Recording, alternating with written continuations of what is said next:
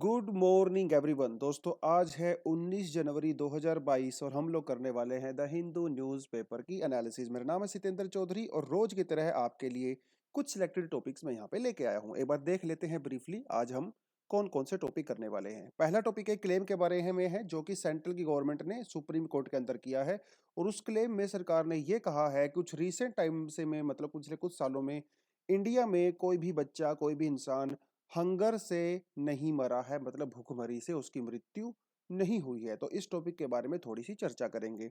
अगला जो टॉपिक हमारा रहने वाला है वो भी पेज नंबर 1 से है and this topic is going to be about enforcement directorate.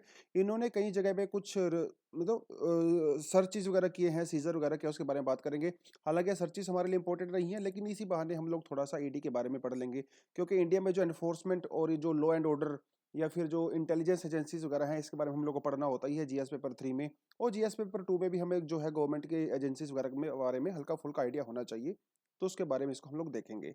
अगला जो टॉपिक रहेगा वो रहेगा Maoist killed in the gun battle. Chhattisgarh और तेलंगाना की सरकार ने एक जॉइंट ऑपरेशन किया जिसमें कुछ माओइस्ट की डेथ हो गई। तो थोड़ा सा हम लोग नक्सलिज्म के बारे में बात करेंगे, ज़्यादा नहीं बिकॉज बहुत बड़ा टॉपिक है, हल्का फुल्का, ठीक है।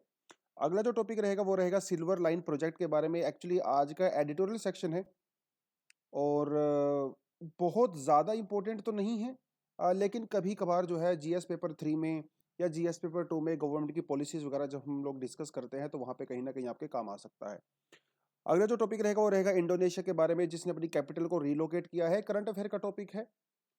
जो प्लेसेस इन न्यूज़ कई बार वो एग्जाम में आपसे पूछ लेता है ना, तो वहाँ से इसको हम लोग डिस्कस करेंगे, ज़्यादा डिटेल नहीं करेंगे, हल्का फुल्का।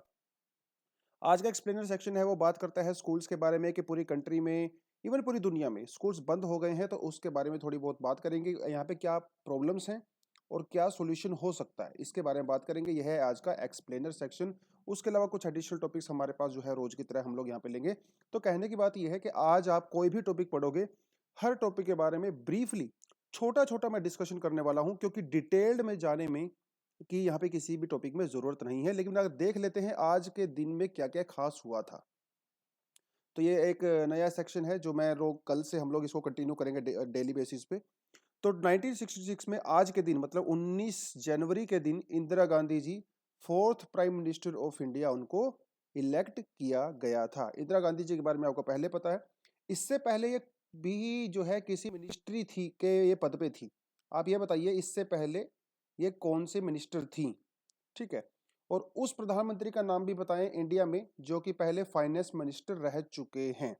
Are getting this point. एक और आपको मैं यहाँ पे जीके का क्वेश्चन पूछता हूँ।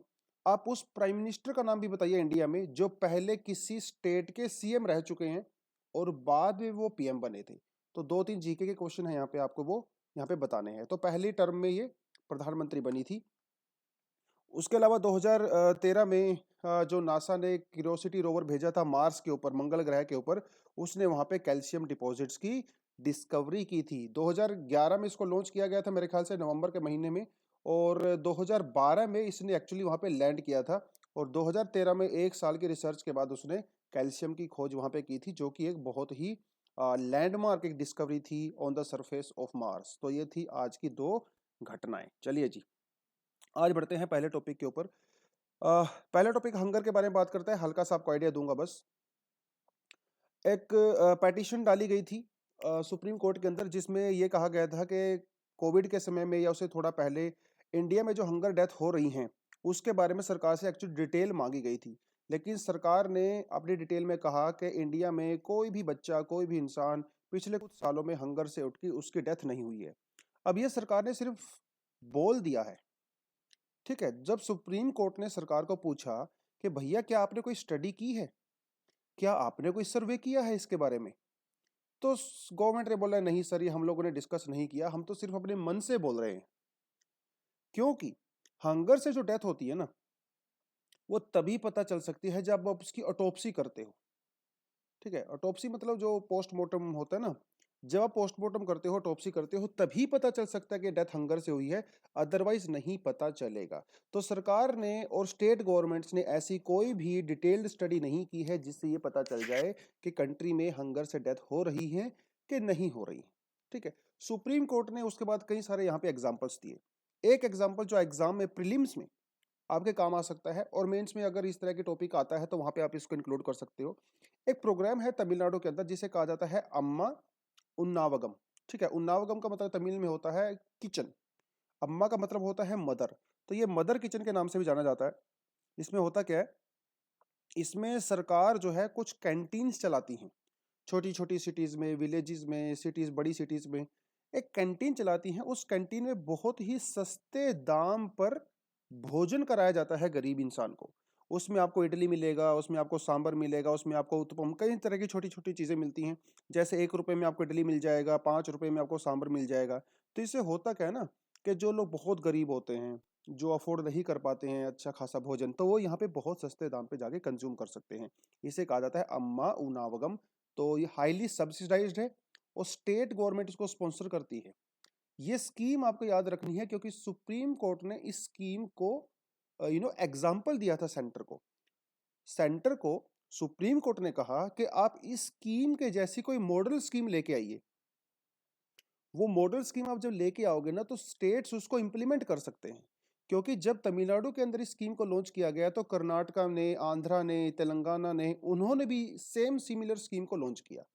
हालांकि इस स्कीम को कई बार क्रिटिसाइज भी किया जाता है। क्यों किया जाता है? सबसे बड़ी बात तो ये है, आप सोच के देखिए, आपके पेरेंट्स का, आपका या किसी का भी किसी छोटे शहर में कोई रेस्टोरेंट है। अगर उसी रेस्टोरेंट के बगल में अगर अम्मा किचन खुल जाएगा तो क्या होगा? क्या कोई आदमी आपके रेस्टोरेंट पे आएगा खाने के लिए? नहीं आएगा ना। वो तो अम्मा रेस्टोरेंट में जाएगा ना भाई, क्योंकि वहां पे सस्ता मिलता है। वो आपके यहाँ पे आके 15 रुपए की इडली क्यों खाएगा जब उसको मदर किचन में, अम्मा किचन में 1 रुपए की इडली मिल रही है, वो भी बढ़िया क्वालिटी वाली, है ना? तो इसीलिए ऐसा क्रिटिसाइज किया जाता है, अपोज किया जाता है इस स्कीम को, जिसकी वजह से जो छोटे रेस्टोरेंट है ना, बहुत सारी जगह पे वो बंद हो गए हैं। तो जो जिनका अपना खुद का कारोबार था वो बंद हो गया। तो इसी वजह से इसको क्रिटिसाइज किया जाता है। एक और वजह से किया जाता है कि जैसे मान लो अम्मा है, ठीक है, तमिलनाडु में अम्मा किसको कहा जाता है? जयललिता को कहा जाता था, मतलब अभी भी कहा जाता है जब वो जिंदा थी। तो ऐसा भी कहा जाता है कि अम्मा किचन के नाम पे या फिर दूसरी स्टेट के अंदर जो सेम स्कीम है वो उसको पॉलिटिसाइज किया गया है ना? जैसे तमिलनाडु में जो एआईडीएमके की सरकार थी तो अम्मा किचन उसका नाम रख दिया। अब मान लो सेम स्कीम जो है वेस्ट बंगाल के अंदर आएगी तो वहां पे क्या रखेंगे? दीदी किचन रख देंगे, है ना? ऐसा होता है। तो अगर यूपी में आएगा तो वो बहन जी किचन रख देंगे। तो पॉलिटिसाइज भी किया गया इस चीज को। खैर सुप्रीम कोर्ट ने यह माना कि इसकी इंटेंशन अच्छी है, इस तरह की स्कीम दूसरी स्टेट के अंदर भी लागू हो सकती है। तो थोड़ा सा आपको इस स्कीम के बारे में प्रीलिम्स के पर्सपेक्टिव से पता होना चाहिए, अदरवाइज इसमें कोई खास न्यूज में था नहीं। खैर आगे बढ़ते हैं। अगली जो न्यूज आती है वो आती है इंडोनेशिया से। ठीक है, एक बार इंडोनेशिया की लोकेशन अगर आपको मैं दिखा देता हूँ। ये देखिए साउथ ईस्टर्न कंट्री है इंडोनेशिया। कोई एक कंट्री, मतलब कोई एक ऐसा लैंड नहीं है, land area, land lock type का।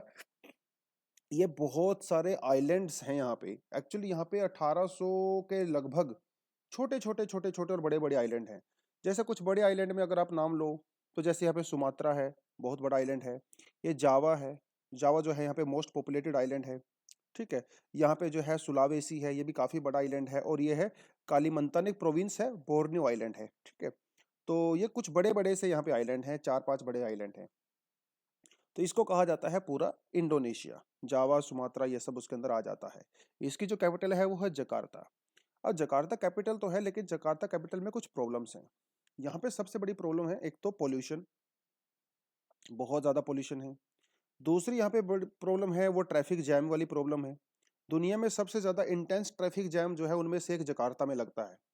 और तीसरी प्रॉब्लम है यहाँ पे वो है ड्रिंकिंग वाटर की। क्योंकि देखिए समुद्र के किनारे है तो यहाँ पे सोल्ट वाटर घुस जाता है अंडरग्राउंड वाटर के अंदर।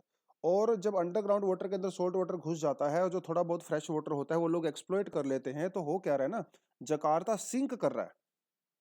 क्योंकि अंडरग्राउंड वाटर बिल्कुल खाली हो गया है तो नीचे जो है वो वर्ड क्रिएट हो गया है। तो जकार्ता धीरे धीरे सिंक कर रहा है, हर साल जो है 2-3 सेंटीमीटर ये सिंक कर जाता है। तो आने वाले फ्यूचर के लिए इंडोनेशिया ने क्या सोचा, और जकार्ता की पॉपुलेशन भी बहुत ज़्यादा है और ट्रैफिक जैम, वो सारी सारी चीज़ें तो खैर हैं ही, पोल्यूशन एंड ऑल दैट। तो इन्होंने क्या सोचा कि हम लोग अपनी कैपिटल को ही चेंज कर देंगे। तो ये लोग जकार्ता से लगभग 2000 किलोमीटर दूर जो है कालीमैंतोन, जो यहाँ पे है, यहाँ पे अपनी कैपिटल लेके जा रहे हैं। ठीक है, शिफ्ट कर रहे हैं पूरी की पूरी कैपिटल। तो ये है थोड़ा सा मामला। अब ऐसा नहीं है कि इंडोनेशिया पहली ऐसी कंट्री है जिसने अपनी कैपिटल को चेंज किया हो। इससे पहले मलेशिया ने भी अपनी कैपिटल चेंज कर चुका है, म्यांमार भी कैपिटल चेंज कर चुका है, इवन पाकिस्तान भी कर चुका है। ठीक है, तो ये ही थोड़ा सा यहाँ पे मामला था। एक दो जगह चीज़ें आपको यहाँ पे पता होनी चाहिए जो कि काफ़ी ज़्यादा न्यूज़ में रहती हैं। ठीक है, जैसे यहाँ पे ये है, ये देखिए, इसे कहते हैं मलक्का स्ट्रेट। बहुत ज़्यादा न्यूज़ में रहता है ना। मेरे ख्याल से हफ्ते में 3-4 दिन तो इसका जिक्र मैं कर ही देता हूँ मलक्का स्ट्रेट का कहीं ना कहीं। मलक्का स्टेट बहुत ही इंपॉर्टेंट स्टेट है। देखिए इसके ऊपर थोड़ा सा जाइए, ये है साउथ चाइना सी। और ये जो जो लाइन मैंने यहाँ पे ड्रॉ की है ना, इसे कहते हैं 9 डैश लाइन। इस पूरे के पूरी लाइन को चाइना क्लेम करता है, मतलब इसके अंदर जो कुछ भी है वो मेरा है। अब मान लो चाइना के अंदर या जापान में या कोरिया में, फिलीपींस में, यहाँ पे अगर कोई भी सामान अगर वो मिडिल ईस्ट से आता है, और वहां से क्या आता है, वहां से आता है क्रूड ऑयल, तो वो मलक्का स्टेट से होके जाता है।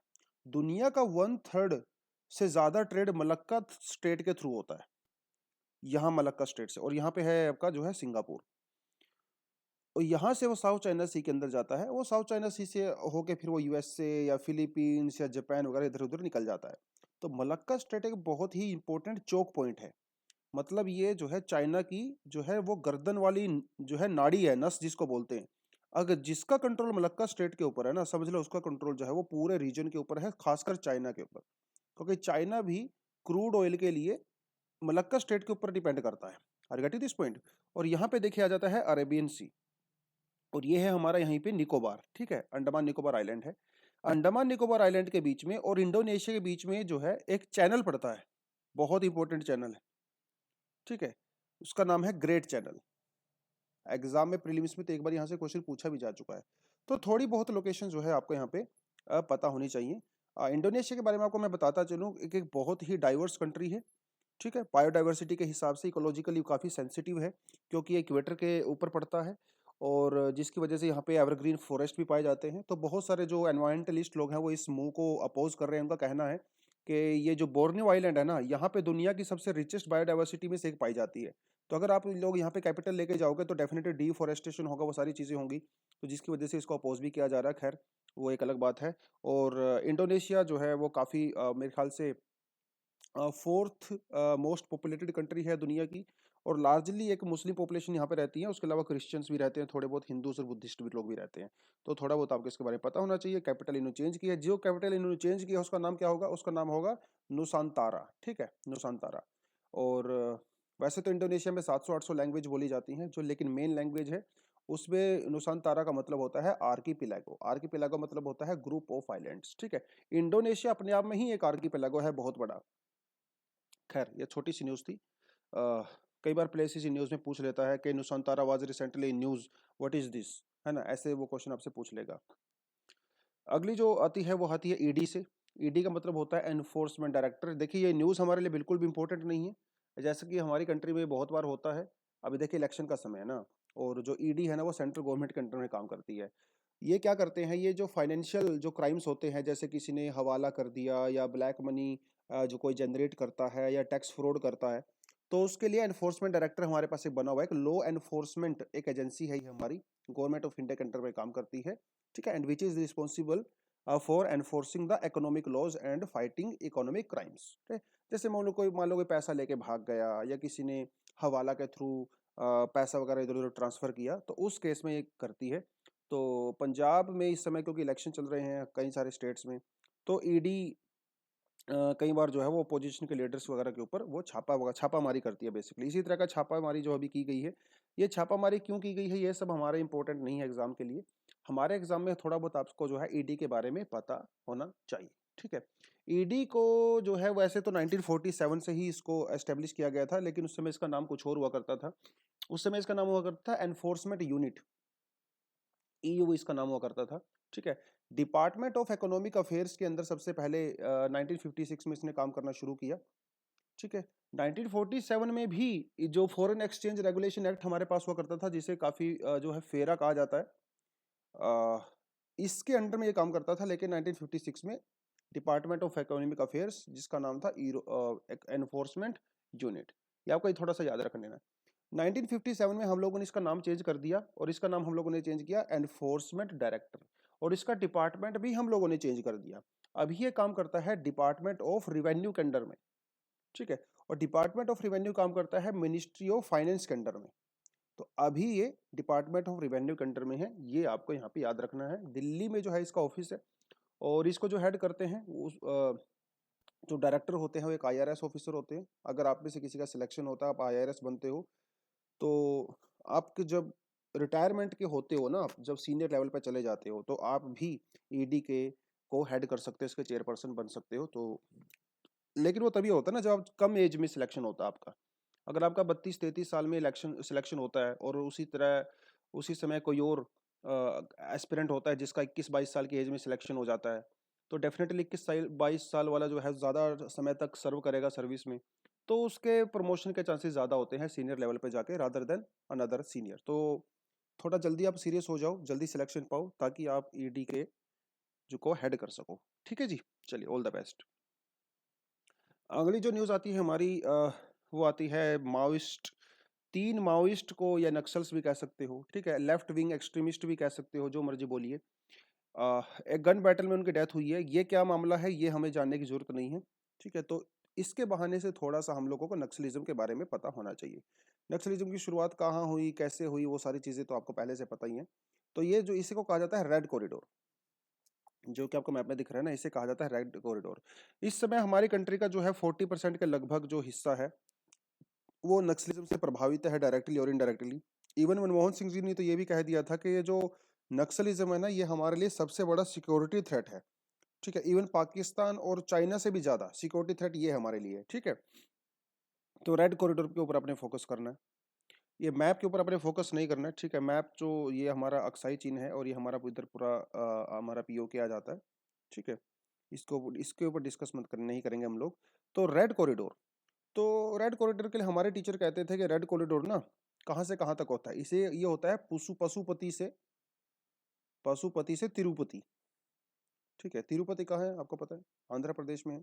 और पशुपति कहाँ, ये नेपाल में है, नेपाल की मेन डाइटी है पशुपति। तो पशुपति से लेके Pashupati in the north and Tirupati in the south, इसके बीच में होता है रेड कॉरिडोर, जो कि नक्सल प्रभावित एरिया है।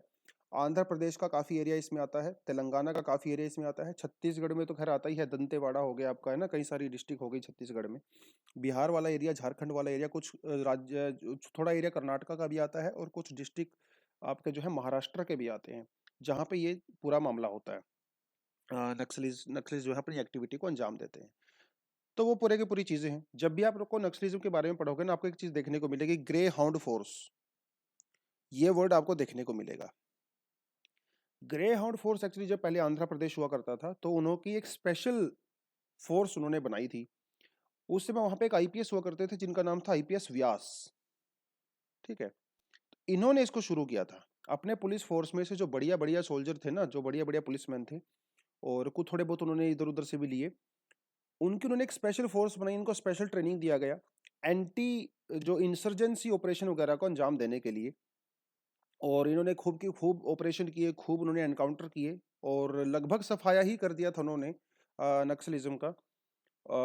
बाद में व्यास जी को गोली मार दी गई। एक दिन ये सुबह सुबह सैर करने जा रहे थे पार्क के अंदर, और तब इनको गोली मारी गई। नियामुद्दीन नाम था उनका, दो जो लीडर्स थे। बाद में खैर पुलिस ने उनको मार दिया, लेकिन तब से इसकी शुरुआत हुई। और अभी बाद में जब तेलंगाना बन गया, तो तेलंगाना में भी ग्रे हाउंड जो है वो काम करता है। तो छत्तीसगढ़ और तेलंगाना के बॉर्डर पे ग्रे हाउंड फोर्सेस जो कि तेलंगाना वाली हैं, और जो छत्तीसगढ़ की पुलिस फोर्सेस से कुछ ऑफिसर्स हैं, वो लगातार कार्रवाई करते रहते हैं अगेंस्ट नक्सलाइट्स। और इस समय भी जो है, कल का ये न्यूज़ है, 3 माओइस्ट वहाँ पे मारे गए, जिनमें से एक महिला थी और 2 पुरुष थे। उससे पहले दिसंबर में भी एक ऑपरेशन हुआ था जहाँ पे 6 नक्सलाइट मारे गए थे, जिसमें से 4 महिलाएं थी और 2 पुरुष थे। तो ये इस तरह की चीज़ें चलती रहती हैं। थोड़ा बहुत ग्रे हाउंड के बारे में आपको पढ़ना है तो आप पढ़ सकते हो न्यूज़ में, गूगल वगैरह कर सकते हो।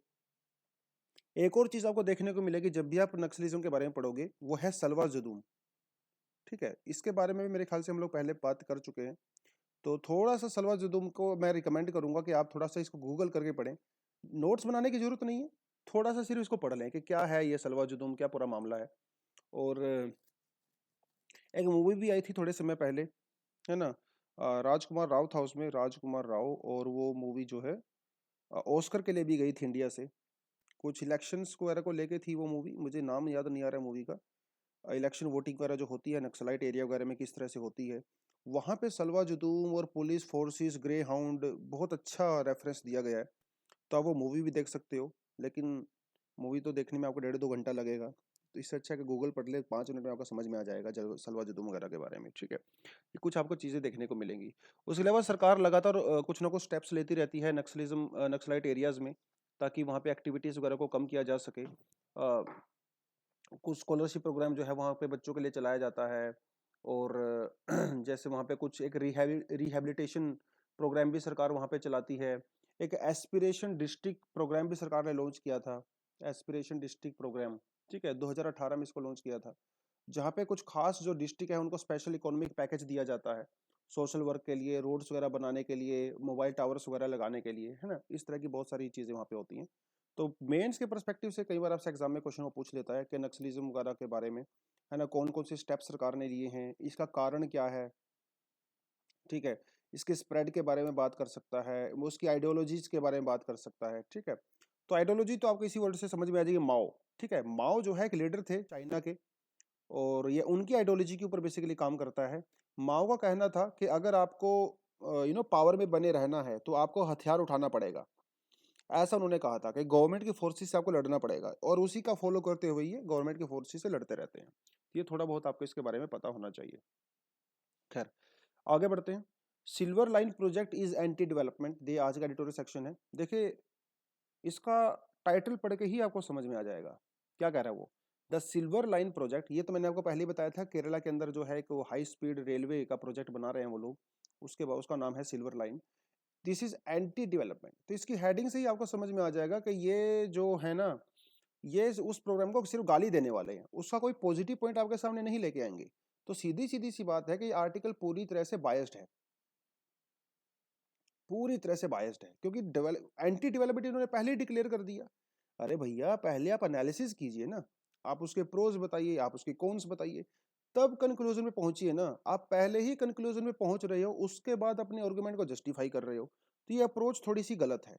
लेकिन इसलिए पहले बता रहा हूँ कि इस आर्टिकल के अंदर जो भी कुछ लिखा हुआ है ना, उसको एज इट इज आप मत मान के चलिए, क्योंकि जितने भी पॉइंट इसके अंदर लिखे गए हैं ना, वो एंटी गवर्नमेंट है, एंटी प्रोजेक्ट है।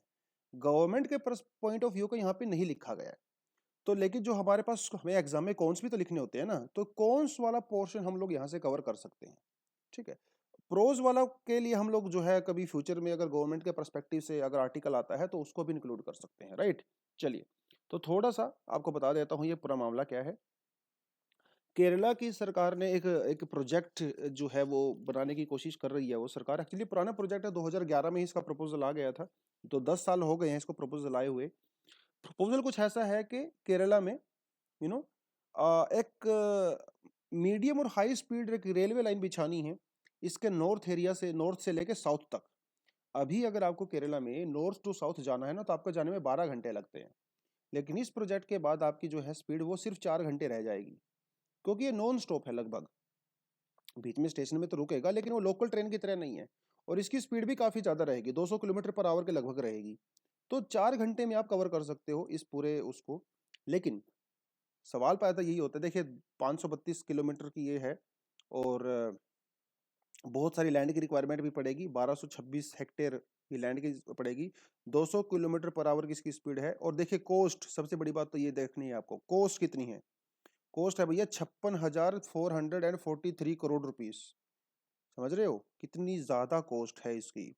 और कंस्ट्रक्शन पीरियड जो है वो 2024-2025 तक इसको लगभग कंप्लीट करने की बात चल रही है। लेकिन वही है, सवाल खड़े हो गए हैं बहुत सारी चीज़ों में। ठीक है, कुछ लोग इसको अपोज कर रहे हैं, कुछ लोग इसको सपोर्ट कर रहे हैं। डेफिनेटली जो गवर्नमेंट है वो तो सपोर्ट करेगी करेगी, है ना। कुछ लोग इसको सपोर्ट भी कर रहे हैं, तो अपोज करें, जैसे उनका कहना है कि जो लोग इसको अपोज करें उनका कहना है कि D congestion of the road traffic. ठीक है, मतलब इससे क्या क्या बेनिफिट होगा, D congestion of the road traffic. देखिए केरला भी जो है उसकी पॉपुलेशन डेंसिटी भी काफ़ी हाई है, और तो रोड्स की ट्रैफिक के ऊपर काफ़ी ज़्यादा वहाँ पे फोर्स पड़ता है, ट्रैफिक जैम होते हैं, डी कंजेशन होता है। तो ये रेलवे लाइन बिछाने से जो है वो थोड़ा सा राहत वहाँ पे मिलेगी। Improvement of the air quality, ऐसा उनका कहना है। Reduction in the green house gas emission, ऐसा भी उनका कहना है कि इसकी वजह से रिडक्शन होगा ग्रीन हाउस गैसेस का। उन्होंने पूरा डिटेलिंग इसके लिए नहीं बताई है कैसे होगा, लेकिन ठीक है, कुछ उन्होंने कहीं पे सोलर पावर प्लांट वगैरह लगाएंगे इलेक्ट्रिसिटी वगैरह प्रोड्यूस करने के लिए, है ना, वो सारी सारी चीज़ें यहाँ पे इन्होंने बोली हैं। लोअर नॉइस इम्पैक्ट होगा compare to the road transport, definitely सीधी सी बात है ना, वहाँ पे तो ज़्यादा नॉइस पोल्यूशन होता ही है रोड्स की वजह से। और mineral land required at the about half of that of the 4 lane highway, तो जितना सड़क बनाने के लिए लैंड की रिक्वायरमेंट होती है उससे 1/4 लैंड की रिक्वायरमेंट जो है वो इसके लिए पड़ेगी। तो ये कुछ सरकार का आर्गुमेंट है, लेकिन कुछ लोग जो है सरकार के इस आर्गुमेंट को पचा नहीं पा रहे हैं, डाइजेस्ट नहीं कर पा रहे हैं। उनका ही लिखा गया ये आर्टिकल है। सरकार का कहना है कि ये प्रोजेक्ट जो है वो प्रो डेवलपमेंट है। देखिए, ये डेवलपमेंट वर्ड आपको यहाँ पे जानने को मिलेगा। एक वर्ड होता है इससे मिलता जुलता, जिसे कहते हैं ग्रोथ। अभी हम लोग एनसीईआरटी पढ़ी थी हम लोगों ने, तो उसमें आपको मैंने बताया था कि डिफरेंस क्या होता है ग्रोथ में और डेवलपमेंट में, अगर आप एनसीईआरटी वाली सीरीज हमारी देख रहे हैं तो। और आप अगर अपने सिलेबस को पढ़ोगे, मेंस के सिलेबस को, उसमें साफ साफ लिखा हुआ है कि डेवलपमेंट और ग्रोथ का कॉन्सेप्ट क्या है। तो आपके मेंस का बहुत इंपॉर्टेंट टॉपिक कवर करता है ये। हल्का सा आपको बता देता हूँ। डेवलपमेंट जो है वो एक क्वालिटेटिव टर्म है, ठीक है, क्वालिटेटिव। ग्रोथ होती है क्वांटिटेटिव, क्वांटिटेटिव, ठीक है। ग्रोथ का मतलब होता है कि जब वहां वहां का आउटपुट इंक्रीज होता है, ठीक है। जैसे मान लो कोई फैक्ट्री है, वो उसने पिछले साल जो है 100 शूज बनाए थे और इस साल जो है उसने 120 शूज बना दिए, तो आप इसको मेजर कर सकते हो ना, एग्जैक्टली क्वांटिटी में मेजर कर सकते हो, दिस इज कॉल्ड ग्रोथ। मान लो पहले आपकी हाइट जो है वो, पिछले साल आपकी हाइट जो है वो 5 फुट 7 इंच हुआ करती थी, इस साल आपकी हाइट जो है वो 5 फुट जो है वो 9 इंच हो गई, तो आपकी ग्रोथ हो गई, इसे कहते हैं ग्रोथ। और ग्रोथ कम भी हो सकती है। पिछले साल कोई फैक्ट्री अगर 100 शूज बना रही थी और इस साल वो सिर्फ 95 शूज बना रही है, तो ये नेगेटिव भी हो सकती है। लेकिन डेवलपमेंट कभी भी नेगेटिव नहीं हो सकता। डेवलपमेंट हमेशा पॉजिटिव होता है। डेवलपमेंट एक टर्म ही पॉजिटिव होती है ना। जहाँ पे आप हेल्थ की बात करते हो, एजुकेशन की बात करते हो, एनवायरमेंट की बात करते हो, उसे हम लोग डेवलपमेंट कहते हैं। खैर, ये अलग टॉपिक है, बिल्कुल इससे हटके है। तो सरकार का कहना है कि ये प्रो डेवलपमेंट है, इससे बहुत लोगों को रोजगार मिलेगा एंड ऑल दैट, वो सारी सारी चीजें हैं। दूसरे लोगों का कहना है कि जो पोजीशन में, उनका कहना है कि नहीं नहीं, इसकी वजह से एनवायरमेंटल डिजास्टर होगा, खासकर फ्लडिंग। क्योंकि जब ये रेलवे प्रोजेक्ट, देखिए केरला जो है पूरा इको सेंसिटिव जोन है, आपका जो है वो वेस्टर्न घाट के अंदर आता है, राइट। और वेस्टर्न घाट ऑलरेडी हमारा एक हॉट स्पॉट है। तो और यहाँ उनका कहना है कि इसकी वजह से बहुत सारे पुल वगैरह बनाएंगे, ब्रिजेस वगैरह बनाएंगे, जिससे रिवर्स वगैरह जो वहाँ पे है उनका जो रास्ता है वो ब्लॉक हो जाएगा, जिसकी वजह से वहाँ पे फ्लडिंग वगैरह आ सकती है। और सरकार ने इसके लिए जो प्रॉपर अभी डॉक्यूमेंटेशन हुआ है ना, वो पब्लिक डोमेन में भी नहीं लेके आए हैं, तो अभी ट्रांसपेरेंसी वाला मामला भी यहाँ पे फंसता है। एक्चुअली जो उसकी वेबसाइट है वो वेबसाइट भी ब्लॉक हो चुकी है, सरकार ने उसको ब्लॉक कर दिया। तो ये थोड़ी सी मामला यहाँ पे आता है। इनका कहना है, in a democracy the government must be guided by the public opinion. देखिए, डेमोक्रेसी का मतलब क्या होता है? For the people by the people ना। तो बाय द पीपल का मतलब यह है कि सरकार को वही काम करना चाहिए जो पब्लिक ओपिनियन होता है, रादर देन अपने खुद के ओपिनियन को उनके ऊपर थोपना नहीं चाहिए। तो अगर सरकार जबरदस्ती लोगों की मर्जी के बिना अगर इस प्रोजेक्ट को वहां पे इंप्लीमेंट कर रही है, तो इसका मतलब सरकार डेमोक्रेसी को रिस्पेक्ट नहीं करती है, ठीक है, ऐसा इनका कहना है। इनका कहना है कि सिल्वर लाइन प्रोजेक्ट जो है वो एक व्हाइट एलिफेंट होगा। व्हाइट एलिफेंट मतलब सफेद हाथी। सफेद हाथी पता है वो क्या होता है ना, एक कहावत भी होती है हिंदी में, सफेद हाथी। देखिए, सफेद हाथी दिखने में बहुत सुंदर लगता है।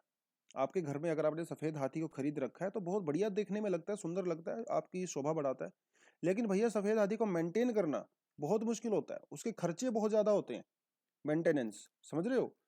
तो अगर ये रेलवे प्रोजेक्ट को बना देंगे तो दिखने में अच्छा लगेगा, है ना, बताने में किसी को अच्छा लगेगा, लेकिन इसकी जो मेंटेनेंस कॉस्ट होगी वो बहुत ज्यादा होने वाली है, ठीक है।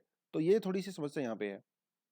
और कहता है रेट ऑफ रिटर्न, आप इसको बना तो दोगे, मतलब 50-55 हजार करोड़ रुपए आप इसके ऊपर खर्च कर रहे हो, लेकिन रिटर्न कैसे आएगा, है ना।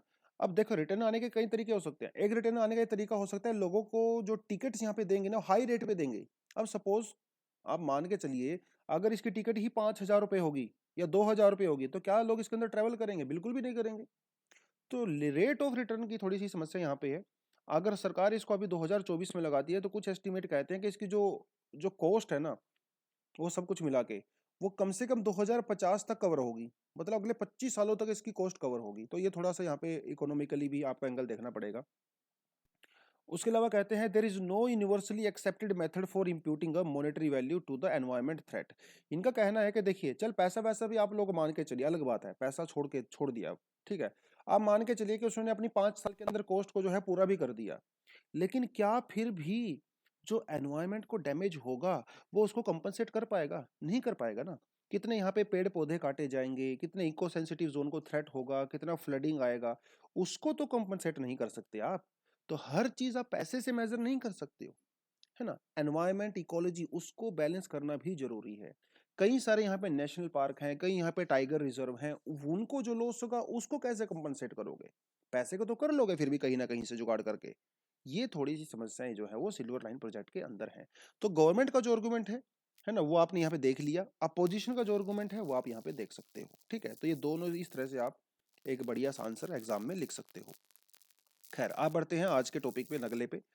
अगला टॉपिक है वो कहता है स्कूल्स विदाउट फ्रीडम। देखिए छोटा सा टॉपिक है, ज्यादा हम लोग इसके बारे में बात नहीं करेंगे क्योंकि पहले ही हम लोग कोविड-19 के इम्पैक्ट के बारे में बात कर चुके हैं, एजुकेशन के ऊपर, हेल्थ के ऊपर, वीमेन के ऊपर, बहुत बढ़िया से हम लोगों ने इसको कवर किया है। तो स्कूल बंद हैं, देखिए इसमें कोई डाउट नहीं। चाहे आप अर्बन एरियाज में चले जाओ, रूरल एरियाज में चले जाओ, स्कूल बंद हैं। इनका कहना है कि कोरोना का जो इम्पैक्ट हुआ है वो अर्बन एरिया में ज्यादा हुआ है, रूरल एरिया में कम हुआ है। ये तो आप भी इस बात को मानते होंगे। अर्बन एरिया में जो हालत खराब हुई है भैया, रूरल एरिया में उसके कंपैरिजन में तो कम से कम ठीक था। ऐसा क्यों था? आइए तो आप मुझे कमेंट सेक्शन में ही बताओगे, ठीक है, कि ऐसा क्यों हुआ कि रूरल एरिया में इम्पैक्ट कम हुआ as compare to urban areas. खैर, तो उसका आउटकम क्या हुआ? उसका आउटकम ये हुआ कि हम लोगों ने स्कूल हर तरफ बंद कर दिए। गांव में भी स्कूल आपने बंद कर दिए, शहरों में भी आपने स्कूल बंद कर दिए, जबकि ज्यादा इम्पैक्ट जो है वो शहरों में था। तो गांव में स्कूल के बंद करने का क्या मतलब था? ये तो थोड़ा आपको सोचने की बात है।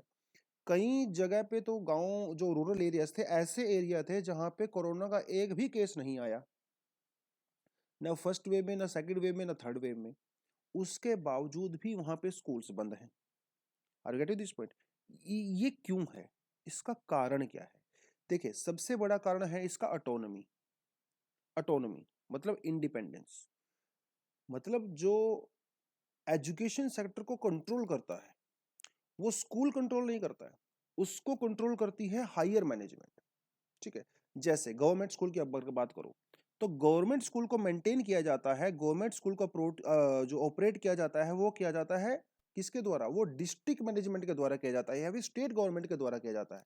स्कूलों को खुद की फ्रीडम तो है ही नहीं। मतलब जो वहां पे प्रिंसिपल हैं और जो वहां पे टीचर हैं भैया, इनको कोई फ्रीडम नहीं है।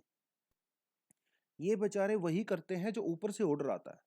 और ऊपर से ऑर्डर क्या आया? ऊपर से ऑर्डर आया कि स्कूल बंद कर दो, तो इन्होंने क्या किया? स्कूल बंद कर दिया।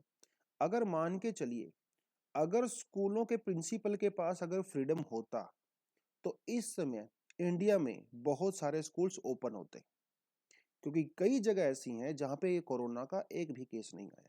तो स्कूल बंद होने के पीछे बहुत बड़ा रीजन है लैक ऑफ ऑटोनॉमी। और ये प्राइवेट सेक्टर में भी है, गवर्नमेंट सेक्टर में ही नहीं, प्राइवेट सेक्टर में भी है। प्राइवेट सेक्टर में जो ओनर्स होते हैं, जो मैनेजमेंट के लोग होते हैं, वो डिक्टेट करते हैं टर्म्स को rather than the principal and the teachers. और भैया ओनर तो कभी भी नहीं चाहेगा स्कूल खुले, क्योंकि स्कूल खुलने से तो उसका खर्चा होता है ना। समझ रहे हो इस बात को? तो ये लैक ऑफ ऑटोनॉमी है ना, ये भी बहुत बड़ा यहाँ पे कारण है। अब आप मान के चलिए, अगर प्रिंसिपल के पास पावर होती तो वो स्कूल खोलता। स्कूल खोलता तो बच्चों को मिड डे मील मिलता, तो जो न्यूट्रिशन वैल्यू कम हो गई है बच्चों की तो वो भी इंप्रूव होती। स्कूल में बच्चे आते, अपने दोस्तों के साथ टाइम स्पेंड करते, थोड़ा बहुत पढ़ाई भी करते, कितना बेनिफिट होता। अगर प्रिंसिपल के हाथ में डिसीजन होता, लेकिन प्रिंसिपल के हाथ में तो है ही नहीं। गवर्नमेंट स्कूल में वो जो है डिस्ट्रिक्ट या स्टेट गवर्नमेंट के हाथ में है, प्राइवेट स्कूल में जो है वो मालिक के हाथ में है। और मालिक को आपको पता ही है।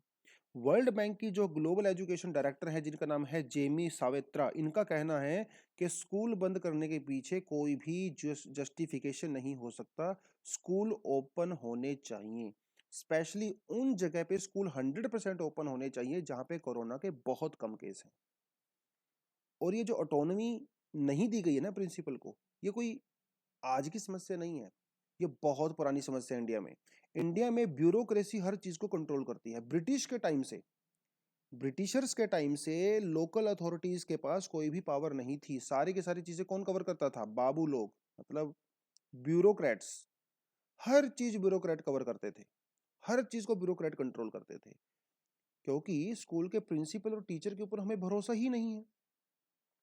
जो डिस्ट्रिक्ट के अंदर ब्यूरोक्रेट्स बैठे हैं उनको लगा है कि भैया तुम ही सब कुछ जानते हो, तुम ही समझदार हो, इसीलिए प्रिंसिपल वगैरह को फ्रीडम नहीं दी गई। तो ये जो समस्या है ना, वो इंडिया की ब्यूरोक्रेसी के अंदर बहुत पुरानी समस्याएं हैं। हर चीज रूल बुक के हिसाब से होती है, किताब के अंदर जो लिखा हुआ है हर चीज उसके हिसाब से होती है। तो प्रिंसिपल बेचारा क्या करेगा, वो भी किताब के हिसाब से चलेगा। अरे भैया थोड़ा बहुत उसको भी फ्रीडम दीजिए, उसको अपने गांव की समस्याएं पता हैं, उसको स्कूल की समस्याएं पता हैं, उसको थोड़ा वो डिसीजन मेकिंग पावर दीजिए बेचारे को।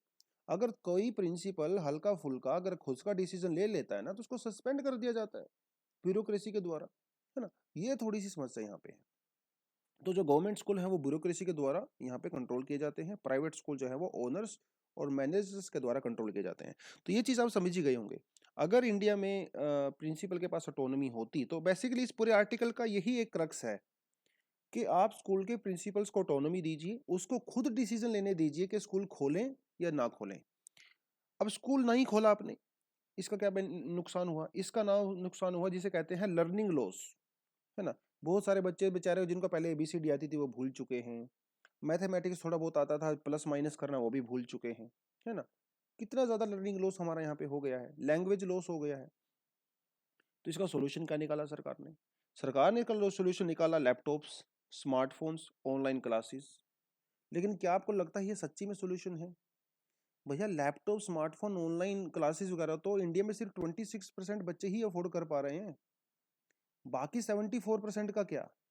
जिनके पास ना ना ना स्मार्टफोन है, अगर स्मार्टफोन है तो इंटरनेट कनेक्शन नहीं है, इंटरनेट अगर है गलती से तो वहाँ पे नेटवर्क नहीं आता, है ना। और घर में एक ही स्मार्टफोन है, उसको मम्मी चलाएंगी, पापा चलाएंगे, बच्चे चलाएंगे, ये बहुत सारी समस्याएं हैं। तो ये सॉल्यूशन जो है वो लॉन्ग टर्म नहीं है। सेंट्रलाइज्ड जो अप्रोच सरकार ने ली है वो भी एक सॉल्यूशन नहीं है। तो अप्रोच होनी चाहिए डिसेंट्रलाइज्ड, ठीक है। स्कूलों को आप और ज्यादा पावर दीजिए, स्कूलों को अपने हिसाब से डिसीजन लेने दीजिए, ये सबसे बढ़िया सॉल्यूशन है। सेंट्रलाइज सॉल्यूशन नहीं होता है। डिसेंट्रलाइजेशन जो है वो डेमोक्रेसी की बैकबोन होती है। और आउटडोर एक्टिविटी करवाइए। अगर आपको ऐसा लगता है कि स्कूल में जाने से बच्चों को कोरोना हो जाएगा, तो आप आउटडोर एक्टिविटी करवाइए ना बच्चों को, क्या दिक्कत है। बच्चों को स्कूल में 2 घंटे के लिए भेजिए, उनको मील प्रोवाइड करवाइए और आउटडोर एक्टिविटी करवाइए, है ना। जैसे इस आर्टिकल के अंदर कई सारी चीजें बताई गई हैं आउटडोर एक्टिविटी के लिए। जैसे बच्चों को आप खेत में भेज सकते हो, खेतों में जो वहाँ पे पक्षी होते हैं और वहाँ के जो प्लांट्स होते हैं, जो वहाँ पे क्रॉप्स होती हैं, आप उनके बारे में बच्चों को पढ़ाइए, है ना। जो बर्ड्स आते हैं, माइग्रेटरी बर्ड्स हैं, वहाँ के जो लोकल बर्ड्स हैं, आप उनके डायग्राम बच्चों से बनवाइए, उनकी उसको तो ऑब्जर्वेशन आप बच्चों को असाइनमेंट दे सकते हो ना। तो स्कूल में अगर आपको एक्टिविटी नहीं करानी, आप 2 घंटे बच्चों को ऐसी एक्टिविटी करवाइए, है ना। तो ये भी तो एक लर्निंग का प्रोसीजर होता है। तो क्या हर चीज लर्निंग क्लास के अंदर बैठ के होगी, ऐसा तो जरूरी नहीं है ना। तो थोड़ा सा लर्निंग के तरीके बदल सकते हैं। कम से कम बच्चे आएंगे स्कूल में, दोस्तों से बातचीत करेंगे, थोड़ा सा माहौल बदलेगा, है ना, कुछ ना कुछ तो सीखेंगे कम से कम। अरे और नहीं, कुछ मिड डे मील तो मिलेगा कम से कम बच्चों को, है ना। तो ये कुछ चीजें जो है यहाँ पे बताई गई हैं। तो ये कंक्लूजन इन्होंने यहाँ पे बताया है। If our schools fail to nurture a free thoughtful and the mind among the young, one reason is that schools themselves have no freedom. अगर आपको ये लगता है कि हमारे स्कूल में बच्चों, देखिए बहुत सारे ऐसे बोलते हैं ना, अरे इंडिया का एजुकेशन सिस्टम तो बहुत बेकार है ना, बच्चों का कुछ नहीं हो सकता, बच्चे सिर्फ रट्टा मारते हैं। बहुत लोग इंडिया के एजुकेशन सिस्टम को गाली देते हैं। लेकिन एजुकेशन सिस्टम को गाली देने में एक बहुत बड़ा रीजन ये भी है कि स्कूल्स को ऑटोनॉमी नहीं है, स्कूल्स को फ्रीडम नहीं है। सारी की सारी चीजें जो कंट्रोल की जाती हैं वो ब्यूरोक्रेसी के द्वारा की जाती हैं। और आप भी एक ब्यूरोक्रेट बनने जा रहे हो फ्यूचर में, क्योंकि उसी के लिए तो आप तैयारी कर रहे हो। इंडिया में बहुत सारी समस्याएं हैं, वो है ब्यूरोक्रेसी की वजह से ही है। ऐसा मतलब अगर ब्यूरोक्रेसी अगर अच्छे तरीके से काम करने लगे ना, तो इंडिया जो है वो 20 साल में ही सुधर जाएगा, ऐसा कहा जाता है, ठीक है। तो ये था थोड़ा इस आर्टिकल के बारे में। ये एक्चुअली एक्सप्लेन्ड सेक्शन था। एक्सप्लेन्ड सेक्शन में ये लोग ज़्यादा एनालिसिस करते नहीं हैं, बस थोड़ी बहुत वो फैक्ट वैक्ट रखते हैं सामने। खैर, लेकिन जो भी था हम लोगों ने इसके बारे में ठीक ठाक चर्चा की है, तो अभी आपको समझ में आ गया होगा। देखिए एग्जाम में कई तरीके से आपसे क्वेश्चन पूछ सकता है ना। एग्जाम में वो कह सकता है कि सिंपल सा क्वेश्चन भी पूछ सकता है कि लाइक डिस्कस द इम्पैक्ट, ऐसा क्वेश्चन आराम से पूछ सकता है वो आपसे। Discuss the impact of lockdowns on primary education. ठीक है, अब ये प्राइमरी मैंने सिर्फ क्वेश्चन के अंदर लिखा है, वो आपको सेकेंडरी भी पूछ सकता है। Discuss the impact of lockdowns on the primary education and suggest some innovative. अब वो इनोवेटिव वर्ड को यहाँ पे डाल भी सकता है, नहीं भी डाल सकता। Suggest some measures to address the problem. ठीक है, 150 वर्ड्स। ठीक है, 10 मार्क्स। इस तरह का क्वेश्चन आपसे पूछ सकता है। ठीक है, तो कुछ सजेशन तो आप ऐसे ही दोगे जो सरकार ऑलरेडी ले रही है, कुछ सजेशन जो है आप अपने कुछ इनोवेटिव आइडिया भी दे सकते हो। जैसे मान लो इस एक्सप्लेनर सेक्शन में ही बताया गया है ना कि आउटडोर एक्टिविटी आप करवा सकते हो, स्कूलों को ऑटोनॉमी दे सकते हो, ये भी इनोवेटिव सजेशंस हैं। राइट, तो इस तरह की कुछ चीज़ें आप यहाँ पे डेफिनेटली बता सकते हो। उसके अलावा थोड़े बहुत हमारे पास एडिशनल आर्टिकल्स भी हैं। जैसे एनडीए का एग्ज़ाम पहले तो लड़कियां दे नहीं सकती थी, पिछले साल सुप्रीम कोर्ट ने कहा कि एनडीए में लड़कियों को भी आप भर्ती करवाइए। पिछले साल जो भर्तियां करवाई गई, इस साल भी जो है भर्तियां करवाई गई, सिर्फ और सिर्फ 19 जो है गर्ल्स को एडमिशन दिया गया थ्रू एनडीए। एनडीए का एग्जाम जो है यूपीएससी कंडक्ट करवाता है, तो उसके अगेंस्ट में कुछ पेटिशन वगैरह डाली गई थी सुप्रीम कोर्ट में। सुप्रीम कोर्ट ने, सरकार ने पूछा है सुप्रीम कोर्ट में ने कि भैया ऐसा क्या कारण है कि सिर्फ आप 19 गर्ल्स को ही एडमिशन दे रहे हो? पिछले साल भी आपने 19 लड़कियों को दिया, इस बार भी 19 लड़कियों को दिया। पिछली बार सरकार ने कहा था कि यार वहाँ पे इंफ्रास्ट्रक्चर की कमी है, तो क्या आपने एक साल में इंफ्रास्ट्रक्चर डेवलप ही नहीं किया? अरे पिछली बार कम से कम 19 को किया था, इस बार आप कम से कम 190 तो करते, 200 तो करते, 50 तो करते, है ना? तो वो थोड़ी सी यहाँ पे सवाल पूछा गया, देखना रहेगा इंटरेस्टिंग कि सरकार इसके ऊपर क्या जवाब देने वाली है। इस जिनोसाइड के बारे में बता सकते हो, यहाँ पे यूनाइटेड नेशन की कन्वेंशन के बारे में बताया गया है, जिसका इंडिया एक मेंबर है, फाउंडिंग मेंबर है। और इंडिया में इस तरह इस समय जो जिनोसाइड वाली एक्टिविटीज़ को बढ़ावा देने की बातें चल रही हैं, जैसे हरिद्वार के अंदर हेट स्पीच वगैरह, वो सब चीज़ें, ठीक है, उसके बारे में कुछ यहाँ पे बताया गया है, पढ़ सकते हो। और देखिए, ये इस मैरिटल रेप के बारे में हम लोगों ने पिछले 2 दिन चर्चा कर चुके हैं, इसलिए आज मैंने इसको इंक्लूड नहीं किया। लेकिन अगर आप पढ़ना चाहते हो इसी न्यूज़ को फर्दर, तो इसके बारे में पढ़ सकते हो। Marital rape gender neutral laws come up at the NCW meeting में। ठीक है, तो NCW की मीटिंग हुई थी, इसके बारे में थोड़ा बहुत अगर पढ़ना है तो पढ़ सकते हो, गूगल करना है तो गूगल कर सकते हो। इन्फ्लेशन के बारे में एक छोटा सा आर्टिकल आया है, तो इसके बारे में भी थोड़ा बहुत पढ़ना है तो वो भी आप पढ़ सकते हो। ठीक है दोस्तों, तो यही था आज का। एक बार देख लेते हैं हम लोगों ने क्या क्या कर लिया है। हंगर का थोड़ा सा हम लोगों ने किया, ईडी के बारे में थोड़ा सा देखा, माओइस्ट के बारे में हल्का सा आपको बताया, सिल्वर लाइन प्रोजेक्ट की थोड़ी सी एनालिसिस किया, Indonesia schools without freedom, and we have some additional topics as well. चलिए दोस्तों, आज के लिए इतना ही। Thank you very much, all the best and Jai Hind.